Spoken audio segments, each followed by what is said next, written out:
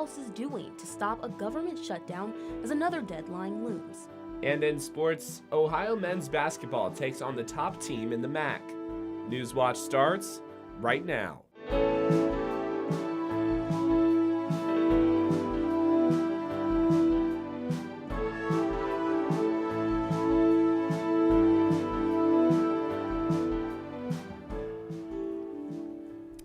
A flood watch from the National Weather Service is warning southeast Ohio that we're likely to see excessive rainfall through tonight. That's right. You're taking a live look outside at College Gateway here in Athens, where gray clouds have taken over the skies. Good evening. Thank you for joining us. I'm Jack Green. And I'm Silver Barker. Newswatch forecaster Rachel Grant is here and is going to be talking about what we're going to be seeing. Yes, so for tonight, we're going to see lots of rain come through starting around midnight, and that's really going to continue into tomorrow morning and afternoon, but thankfully not staying past tomorrow. Very happy about that. But as for today, though, we didn't really see a lot of rain throughout today. We just saw a little bit of sprinkles during the morning and midday commute, and that really passed through until 1 to 2 p.m. today, so might have felt a little bit of sprinkles until 1 to 2 p.m. today, but that really cleared out for the rest of the day. We just saw some overcast and windy conditions for the rest of the day. As for the wind, though, that is going to bring along some marginal and slight thunderstorm risks. So that, what does that really mean exactly for our area? That's just saying we're going to see lots of wind and rain throughout the next 24 hours throughout our area. But with this risk, it's also going to bring lots of severe flood watches throughout our area. It's covering numerous counties within Ohio. It's covering numerous counties throughout Ohio, covering as north as Zanesville, all the way down to south as Ironton. So if you are living within these areas, please be careful and cautious throughout your commutes from tonight into tomorrow morning and afternoon, especially if you're living near any rivers, streams, creeks, low-lying roads and streets, or any other flood-prone areas. As for today, though, right now we're seeing a temperature of 60 degrees and overcast conditions. Those clouds are going to stick around throughout tonight, though, as we're going to see a low of 59 and 100% chance of showers throughout tonight. Those showers are going to stick around into tomorrow, though. We're going to see majority of the rain tomorrow, 100% chance of showers throughout the day, with a high of 62 and a low of 23. We're seeing a huge jump in temperatures from tomorrow. We're going to talk more about that and the path of the rain during my full weather forecast. But for right now, back to Jack. Thanks, Rachel. Athens City Council members voiced growing frustration with the municipal court over its request for money to pay for staff running criminal diversion programs. The council discussed the request for the third time at last night's Finance and Personnel Committee meeting and are considering not approving the funding unless a representative of the court comes and presents information about the programs and their importance. But the court has said it's provided council with all the necessary information it needs. In an email to the council president, Judge Todd Grace says the employees were grant funded but now need to be funded by the general fund. The issue is expected to be discussed again at the council's next committee meeting on March 11th. Now moving over to Nelsonville, their city council is still divided on if the council president can take back their resignation. Last night's meeting ended in a shouting match between two factions of the council. The chaos stems from last weekend's actions by Rita Wynn, who resigned as council president over email, but then said hours later that she isn't resigning. On Sunday, council members Corey Taylor, Justin Booth, and Greg Clement emailed council and stated they would be recognizing Vice President Nancy Sonic as acting president. During the meeting, Rita Wynn sat in the president's seat and Sonic sat to her left. Taylor, Clement, and Booth did not recognize Wynn as president throughout the meeting, and at least 2 council members and 2 city departments have submitted letters of no confidence. A few hours ago, the Ohio Senate Veterans and Public Safety Committee voted to push a bill forward that could determine if cities can still list people who own firearms. The NRA-backed bill, better known as the Second Amendment Financial Privacy Act, prohibits governments from keeping lists of privately owned firearms or firearm owners. It also prevents banks or credit card companies from treating transactions involving a firearm differently than any other sporting good. 7 of the Senate's 33 members have already signed onto the bill.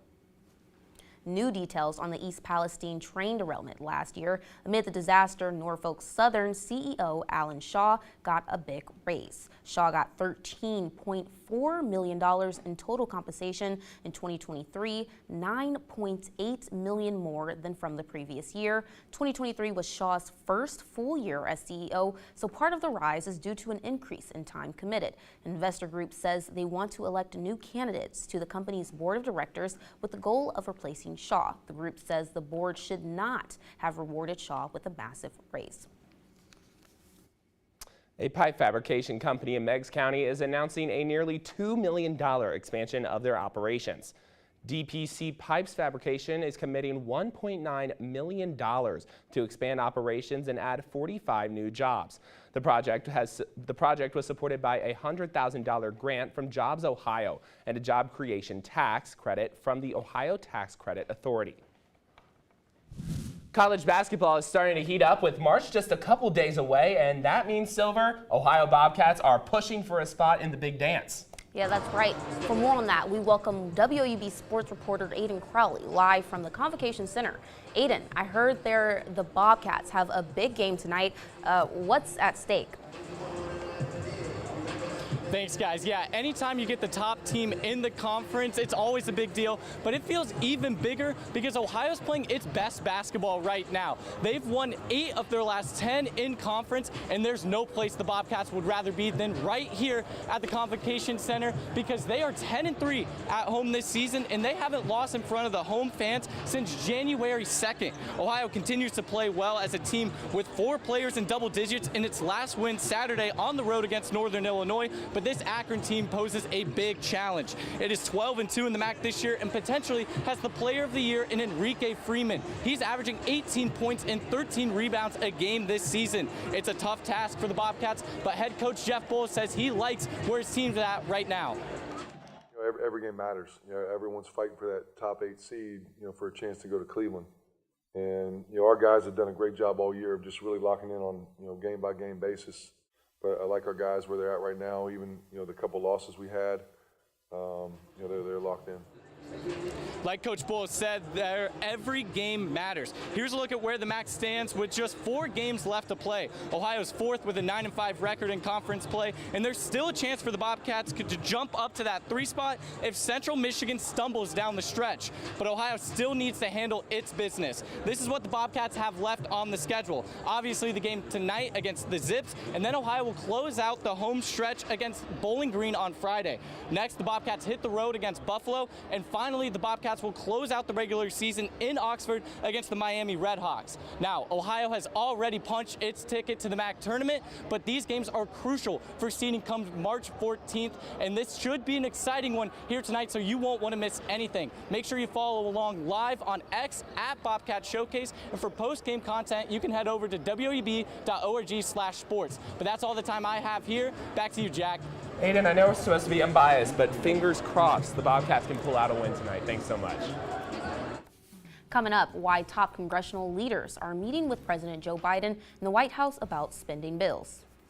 And what the Michigan primary results could tell us about the presidential election this fall. We're seeing numerous Ohio and West Virginia counties covered with the severe flood watch. How do you need to prepare for it? Stay tuned to see my the forecast when Newswatch returns.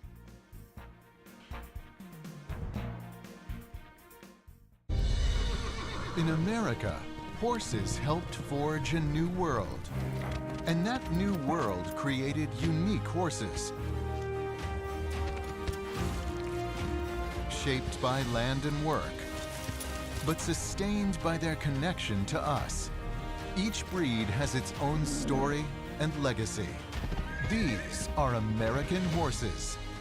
Wednesday at 8 on WOUB. I better get started. Come on. Watch me. These are your immigrant ancestors. Wow. What an act! God, sorry. You're alive! I am! Gospel music is soul. Amen, brother. This is amazing. PBS is celebrating the 25th anniversary of Ken Burns' brilliant film, The Civil War, with a complete frame-by-frame restoration from the original negative. It's truly glorious to look at. We talked with Ken Burns himself about what made it the most successful documentary series in broadcast history. Please join me, Sam Waterston, for this tribute to Ken Burns, The Civil War. Thursday at 8 on WOUB. Thanks to viewers like you, we've been able to tell America's stories on this PBS station.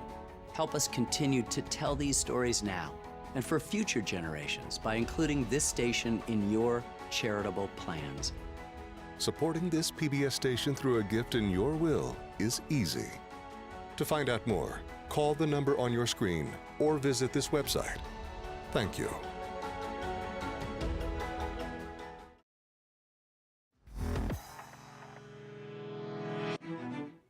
President Joe Biden meeting with top congressional leaders for talks designed to overcome objections to current spending bills, with additional aid for Ukraine topping the list for the GOP.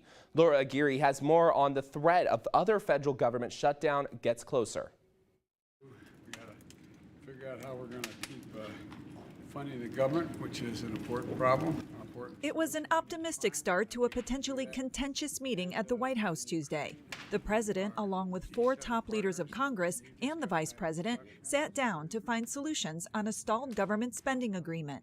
This Friday, unless both sides act quickly, the federal government will enter a partial shutdown. A partial shutdown that would immediately impact the departments of Veterans Affairs, Transportation, Housing and Urban Development, Agriculture, and Energy. Mr. Speaker, is there going to be a government shutdown? No, we're going to work to prevent that. That was House Speaker Mike Johnson ahead of the meeting, confident, despite refusing to bring a recently passed Senate foreign aid bill to the floor of his chamber. The Senate bill includes aid for Ukraine, a key sticking point for many Republicans. I think the consequences of inaction every day in Ukraine are dire. Leaders emerged from the White House after the meeting with advances made on key points. The meeting on Ukraine was one of the most intense I have ever encountered in my many meetings in the Oval Office. The 4 of us made it so clear how vital this was to the United States. We had an open, an honest, and a candid, firm discussion about the border. We all agree that we have a broken immigration system. We're very optimistic. We believe that we can get to agreement on these issues and prevent a government shutdown. An agreement they have just over 3 days to reach. I'm Laura Aguirre reporting. Meanwhile, President Biden's son, Hunter Biden, is also preparing to head to Washington to give a closed-door testimony tomorrow. His long-awaited deposition is part of the impeachment inquiry into his father. Talks are planned to be heavily focused on Hunter's foreign business dealings. According to sources familiar with the talks, the deposition will not be filmed, but the transcript will be released quickly to the public to avoid selective leaks. It's primary day in Michigan, and tonight's results will tell us a lot about GOP primaries to come. Donald Trump and Nikki Haley are going head-to-head in a state they haven't been able to spend much time in. Haley is determined to stay in the race, meaning Trump can't shift his full focus to a rematch with President Joe Biden. She says America needs a change from the last election cycle. Letting people know, do we want more of the same or do we want something different? More of the same is Donald Trump and Joe Biden. As for President Biden, he faces his own political test. Some Michigan voters, including Arab and Muslim Americans, are looking to put him on notice, using their votes as a form of protest against his response in the conflict in Gaza. Results could offer clues as to whether Biden's handling of the conflict could cost him voters in November. As primary races continues, independent presidential candidate Robert T.F. Kennedy Jr. is now able to appear on the general election ballot in Arizona and Georgia. American Values 2024, the outside group supporting his independent presidential bid, said it gathered the unnecessary signatures for ballot access. Kennedy likely doesn't have enough support to win, but having his name on the ballot could impact outcomes in battleground states. Kennedy is already on the ballot in Utah, and he has enough signatures to appear in New Hampshire and Hawaii. Joining me again is Rachel Grant. Now, Rachel, it's been cold in some parts of the country, and then over here it's 60 degrees. And mind you, it's still February. Yeah. It's still February. It's crazy to believe that. So what can we expect the rest of the week? It is going to get colder from tomorrow. You're I know. not telling me what I want to hear. It's going to get colder into tomorrow, but then it's going to jump for the weekends. We're going to have a really warm Okay. weekend ahead I of guess us that's right fair. now. I guess that's fair. Yes, we just got to get through the rain tomorrow, Okay. and then we'll see a little bit warm temperatures throughout I guess the so. weekend. Yes, but as for today, we saw a little bit of sprinkles throughout our morning and midday commute. That really all cleared out between 1 to 2 p.m., giving us really overcast and windy conditions throughout the rest of today. But with the wind, it is going to bring lots of marginal and slight thunderstorm risks for the next 24 hours. So our areas will be seeing lots of wind and rain throughout the next day. Along with these risks, it's also going to bring severe flood watches throughout numerous Ohio and West Virginia counties. So if you are living in any area covered in blue, please be careful and cautious throughout your commutes within the next 24 hours, especially if you're living near any rivers, creeks, streams, low-lying streets and roads, or any other flood-prone areas. As for today, though, we're going to see a high of 65 and a low of 59 with 80% chance of showers. That chance of showers is going to increase into tonight with a low of 59 and 100% chance of showers throughout the night. And that is going to continue into Thursday. We're going to see tomorrow. That's when we're going to see lots of rain come through our areas with a high of 62 and a low of 23. Now, when exactly is the rain going to cross through our area? Let's take a closer look at that. Here's the live radar right now for our area starting at 5 p.m. today and continuing until 7 p.m. Wednesday. Tomorrow evening, we're going to see rain clear out before 5 p.m. with most of the rain coming through our area around midnight and continuing and clearing until 4 p.m. tomorrow evening. So prime time for rain is going to be between midnight tonight and 4 p.m. tomorrow evening. Just a little closer look at the rain. We're going to see lots of this rain come through our area tomorrow morning, along with this cold front. Now, that's really going to impact the temperatures from tomorrow into Thursday, but we're not going to see the majority of the rain until tomorrow afternoon. If you're living north of Athens, you might see a little bit of sleet, but if you're living Athens or south, you might see mostly rain. As for Thursday, we're not going to see much. We're going to see this high pressure system develop in the west. We're not going to see any rain or sleet from Thursday, and we're going to have a clear weekend for the week.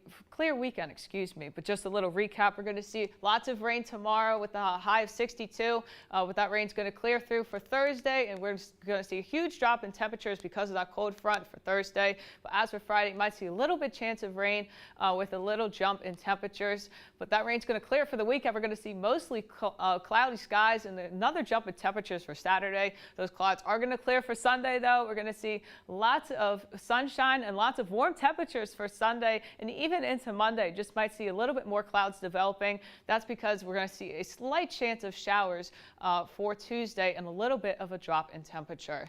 I hope you all have a wonderful week, but now back to Jack. Thanks, Rachel. Definitely looking forward to those warmer temperatures. Now, the first mission to the moon in over 50 years is wrapping up early. Innovative Machines says its moon lander, Odysseus, is expected to run out of power soon, finishing its historic mission, communicating with flight controllers. Despite its early end, this mission, along with NASA's progress on Artemis and active recruitment for a simulated Mars mission, have put the spotlight once again on space exploration. Michael Yoshida spoke to a NASA official about this new space age and what is ahead.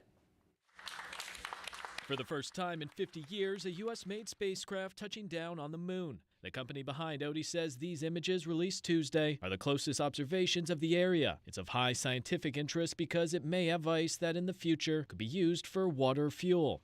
This is a gigantic accomplishment. NASA, the main financial backer of the Odysseus mission, plans to send a crewed mission to the moon's south pole as early as September 2026 as part of the agency's Artemis missions. The goal, to establish a human base on the moon and eventually use what is learned to take the next giant leap, sending astronauts to Mars. On Earth, NASA is already preparing for human exploration of the red planet. We already, send things to Mars, right? So a real complication with Mars is the human component. A 4-person crew is currently living and working inside a 1,700 square foot habitat, simulating physical and mental challenges of a Mars mission. Being away from family and friends for an extended period of time, living in a small space with other individuals for an extended period of time. This research, combined with other work on the International Space Station and future lunar missions, will tell us a piece of the puzzle that we can integrate and to help understand these challenges, as well as test countermeasures. I'm Michael Yoshida reporting. Next, colorectal signs are on the rise in young adults, signs you need to look out for. And for the latest from Newswatch, check us out on Instagram, X, formerly Twitter, and YouTube.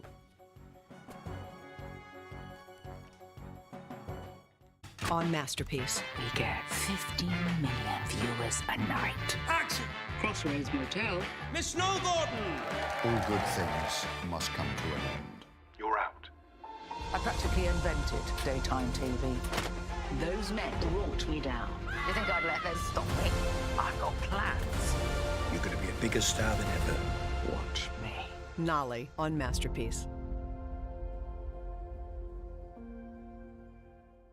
Fasten your seatbelt. This is amazing. Wow. Did you vote?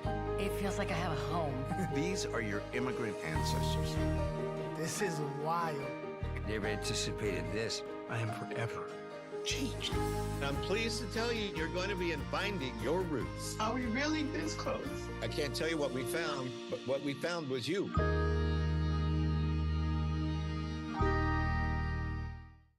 There's some of the best railway adventures in America. It's beautiful. I love it. Offering luxury service, incredible views, and a unique experience. It gives people a chance to relax. It's a nostalgic look. Look how big it is. It's huge. At these one-of-a-kind trains. It's like traveling back in time. The golden age of train travel. On great scenic railway journeys. Monday at 8 on WOUB.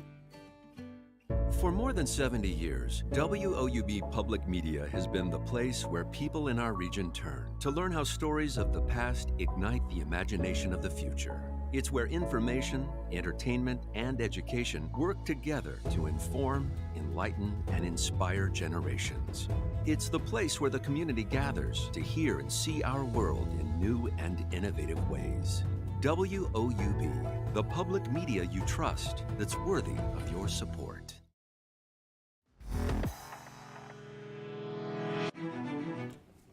Adults are being diagnosed with colorectal cancer at younger ages. The latest data from the American Cancer Society found 1 in every 5 new cases are among people in their early 50s or younger. As reported by the Ohio Department of Health, the mortality rate for colon and rectum cancer is 10% higher in Ohio compared to the U.S. rate. Mandy Gaither talks to colorectal cancer survivors on signs to watch out for and how speaking up about his symptoms potentially saved his life. Will Triplett says he was in great shape, was busy running a business and being a dad, but at age 43 noticed blood a couple of times when he went to the bathroom. Told my primary care physician about it. He didn't think it was any big deal,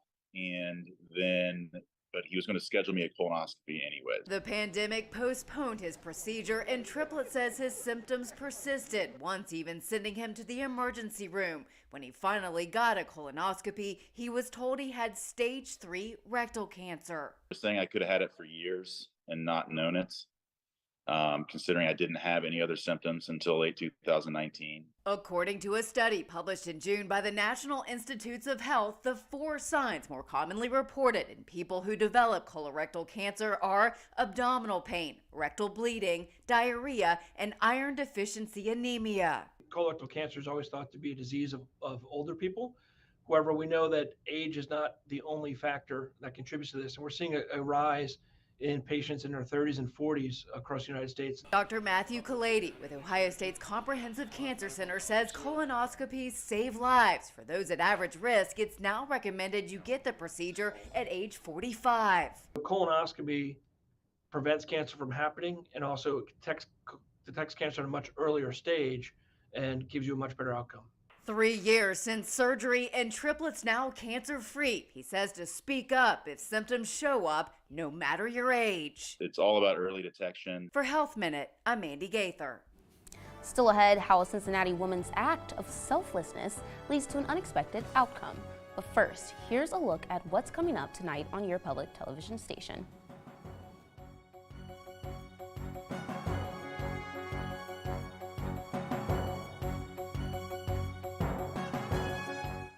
Hardwood Heroes is back, and season 14 is upon us.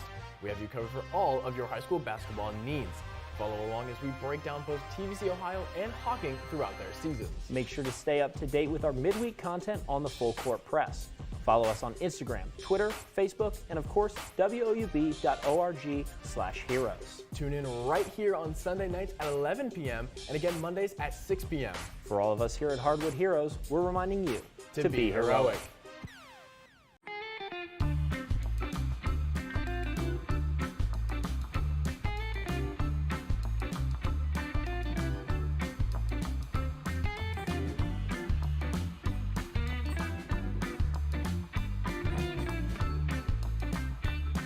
If you don't drive it, donate it and support something you use every day.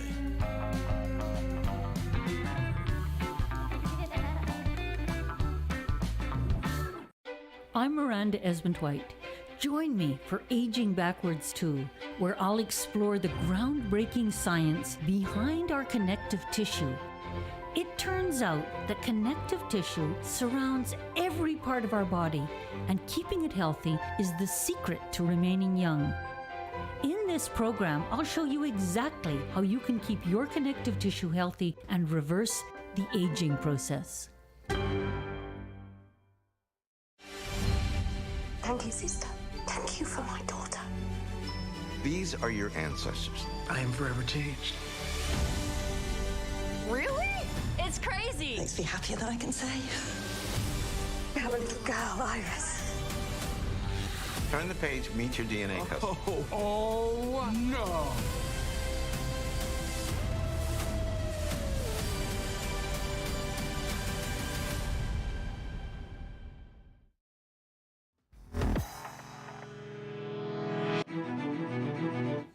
Finally tonight, a Cincinnati woman is selling bracelets for whatever price people can afford to pay, even if that means only a smile. Kim Goff and her husband, Bob Greenfield, have been homeless since last July. Kim says to make her bracelets, she walks to nearby craft stores. Then she sets up to sell all day.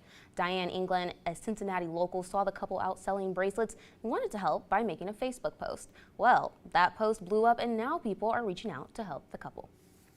You know, that's just extraordinary. Yeah, I mean, it's a wonderful, beautiful story too. Yeah, her kindness you know, is paying off.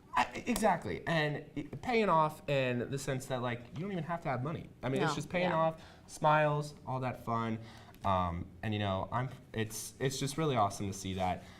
But you know, speaking of which, especially if you're going to be outside and maybe selling bracelets or going to buy the bracelets, what's the weather looking like? It is not looking good to be selling bracelets Not for outside. selling bracelets? No, not for selling bracelets outside.